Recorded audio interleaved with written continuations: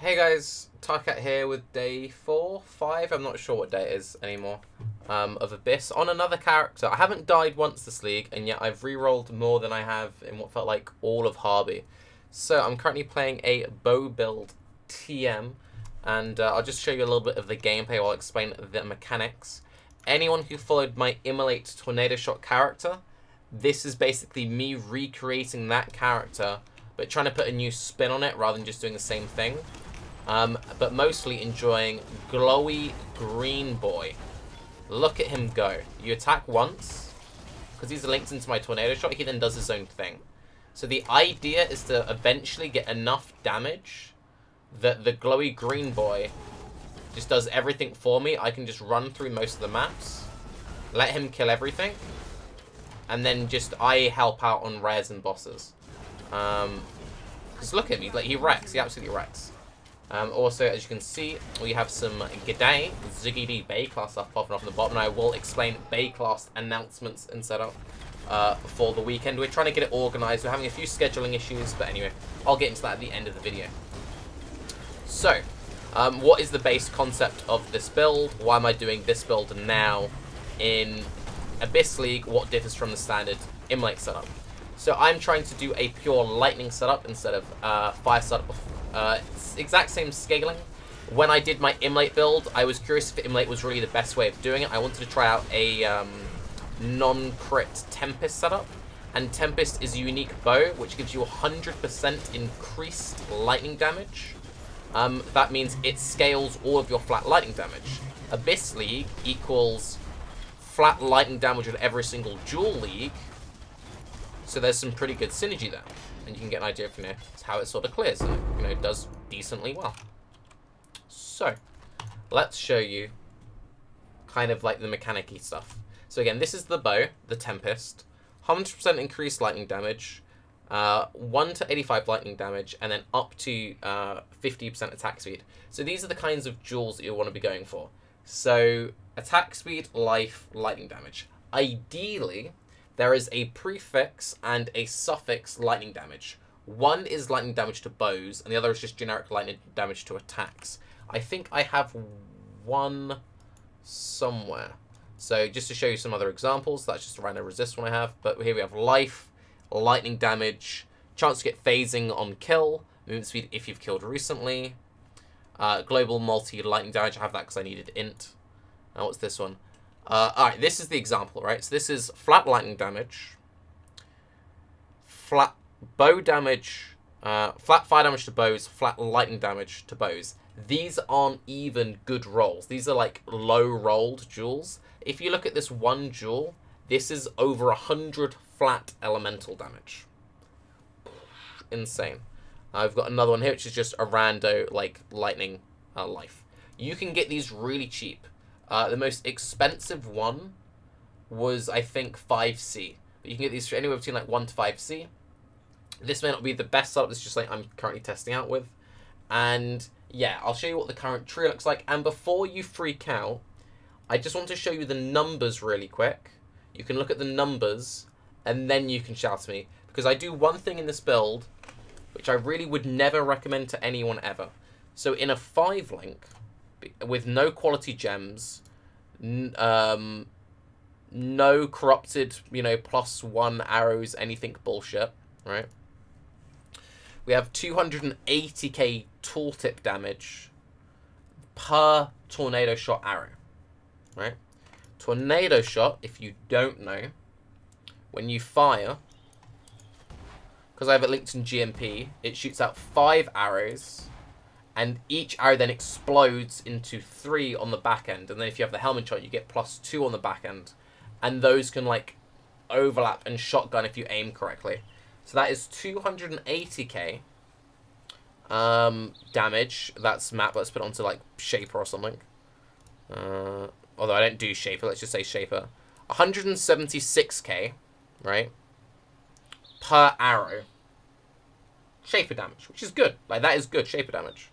Let's say maybe you can't shock Shaper, it goes down to 120k, but let's say he's not shocked. But again, I make map clear builds, I don't make Shaper builds, but still, my Shaper damage with this build on a 5-link is higher than my 6-link damage of my fully maxed out Immolate Tornado Shot character I played last league. So, it also doesn't factor in the Mirage Archer at all.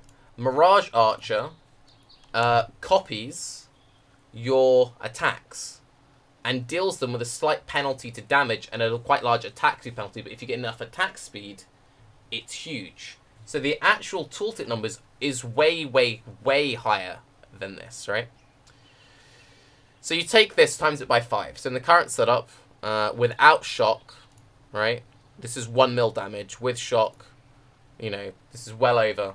This is nearly 1.5 mil damage on a 5-link, not factoring the Mirage Archer, right? Not factoring in, you know, no Dying Sun, no crazy +1 quivers, da-da-da. You can also get now +1 quiver as a mod from Elder. So you could eventually get a life, any damage with attacks, +1 with a corrupted +1 implicit. Mind blown. Also, the Tempests are really cheap, so you could also corrupt these for like culling or +1 quite easily as well. These are an example of the jewels. So this would be your like ideal jewel. The life goes up to 50, but I'm not bold enough to assume I'm going to get tier 2/tier 1 double lightning roll and tier 1 life. So I've calculated this with low life rolls. The life rolls do go up to 50. So you'll look at 6.6k life with just random rare gear at level 92, which is good, And it could go a lot higher if you had the full setup. Okay. So, what other uniques do you use? Now, Path of Building isn't updated, so I can't import all of the uniques. This is one of them. So, Tomb Fist Steel Gauntlets. You can get these with 2 Abyssal Sockets. I want one with 2 Abyssal Sockets. There aren't any for sale right now. But what they do is, they give you 10% increased attack speed, is the max roll. 6% increased maximum life. And then with the Murderous Eye Jewel socketed, intimidate enemies for 4 seconds on hit. Now, your Mirage Archer can't proc on hit effect, so that's something I need to work about. If I make a pure Mirage Archer build, I would drop these. In a build where I'm attacking, I would keep these. But these give Intimidate, which is 10% more damage, 10% more attack damage now after the change. And Maim is a 30% slow. So if you get a 2 jewel one, and you can get flat lightning damage to attacks on the Murderous Eye Jewels. You can't get the double lightning roll, but you can get 1. You basically get a pair of gloves, which have somewhere between 60 to 100 life with the 2 jewels, and somewhere between 100 to 200 lightning damage, and potentially an additional like 12% attack speed from the 2 jewels. And all this other crazy stuff, which is also a 10% more attack multiplier, and also is a 30% slow on hit. Pretty fucking powerful. There's a unique Stygian belt, which just gives you 2 jewels and 50% effect of the jewels. So if you had the same jewel twice, with the 50% effect, it becomes a 3 jewel belt. It would look like this. It looks pretty cray-cray, but it would look like 770 lightning damage to attacks, 60-68 lightning damage to attacks, life times 3. So you're looking at like a crazy over 300 flat elemental damage up to 150 life belt. For the rings, I've crafted them with just, these aren't opals, these are just corals. With the percent essence craft until you'd hit both LE damage with attack skills and percent lightning damage. Because you can get so much flat lightning damage in this build, you can actually see the added lightning is a very tiny multiplier in comparison to either LE Focus, Slow Proj, Fast Tracks, Restoration, Pierce, etc. For the chest piece, you'd use the Impulsor chest, which also gives it a bunch of shock effect, which makes the damage even higher, but again, not updated in this build. And that also gives you Corpse Destruction, so you shock everything, you have detonations, more map clear, and Corpse Destruction. Pretty good. You have up to 3 additional arrows on bow and helm. You have up to 2 additional secondary arrows, which then multiplies anywhere between 5 and 7 on the helm, which is crazy. And you have the potential of a Dying Sun adding plus... There's a lot of extra stuff you can do with this build. You can do Thief's Torment, I'm choosing not to. And all of these numbers are brought to you by Resolute Technique. Yeah, so that's why I said this is a build I would never recommend to anyone, because for some reason I put Resolute Technique in it. Now, ideally what you do, instead of taking Resolute Technique, is you take Ellie Overload, and you just do this thing called getting some accuracy on your gear. I'm going to be going this at a pretty bad budget, so to start I'm just going to take RT, so it's consistent, I don't need to think. Also, RT has the benefit, because the Mirage Archer has the pretty heavy attack speed penalty in it, that when you're clearing, if it's only attacking like once per pack as you're running, if it ever misses, then it kind of just whiffs, right? So on low gear levels, you would want to make sure that it's always consistently hitting, right?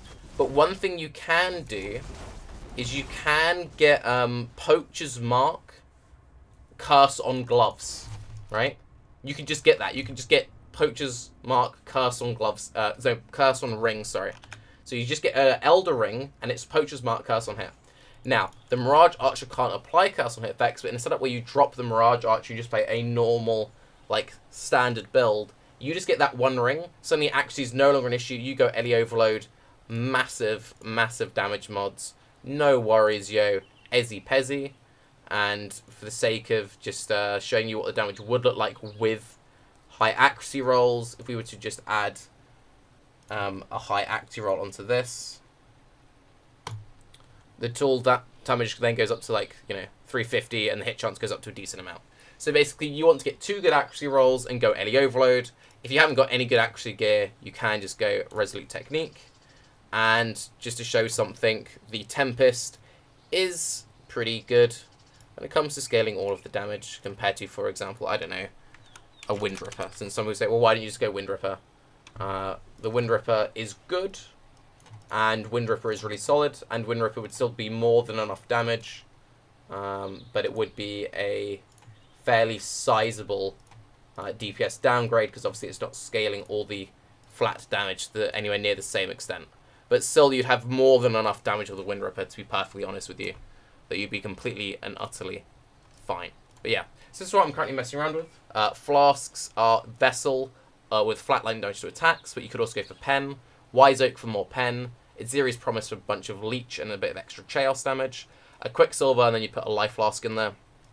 And the Ascendancy is a Pathfinder. The reason why I went Pathfinder this time instead of Slayer is because I like messing around with non-crit bows. It's just a little bit more interesting, and for map clear you get more than enough damage. For the chest to be good, you need to be consistently shocking. Because I'm using all these crazy Abyss jewels, I can't do what I did in the other build where I get chance to ignite on all my jewels. So Master Alchemist gives you 20%, then you get 15% on the tree, so you then have 35% chance shock, which is enough. And then you factor in a bunch of other things that you can easily fit into the build, conductivity, etc. And you're completely and utterly fine. But yeah, I'm Tarke, playing a Belly build. Haha. I love this MTX combo, by the way. Tyrael Rings, Tyrael, aka Ice Wings, OPOP. Want to buy more loot boxes, but I hate loot boxes. It's a really awkward situation. I've talked about this many times on Baeclast, and also talk about the Baeclast thing real quick. I have a love-hate relationship. I love MTX. I love giving money to GG. I have a very addictive personality, so I really try not to buy loot boxes. I had enough points for 10. I spent those. Haven't made a point of not getting any more. But at the same time, I really want some of them loot boxes. Yo, the sets look really cool. And my Ice Froggo's lonely. He wants another friend. It's just, oh, anyway. And for the Baeclast update, sorry. So we were planning on doing a Baeclast this Saturday coming. But due to time zone differences, our usual start at 2 PM is then like a 1/2 AM start for Ziggy. So then I said, well, we could move it forward by a few hours. But he actually has a big family barbecue that day. So what we think we're going to do, and we're just waiting to hear back if this works for both Rise and Cute Dog's schedule, is we'll move it to the Sunday. So what it will look like it might happen is we'll have Baeclast this Sunday at 12 PM UK time. So 2 hours earlier than usual. That means it would start at 11 PM for Ziggy, so he's not completely brain dead on it. And we might always make it 2 hours earlier from now on until we get the next set of daylight savings rocking over. But anyway, I'm Tarke. Ziggy Daniel has a family. Feels good, man. Rise is a rat. Cute Doggo is cute. Not as cute as my frog, though. I'm Tarke, on another bow build. Please let this build not be bugged. I really hope that my next video isn't... Hi guys, Tarke here. It's bugged. Bye-bye.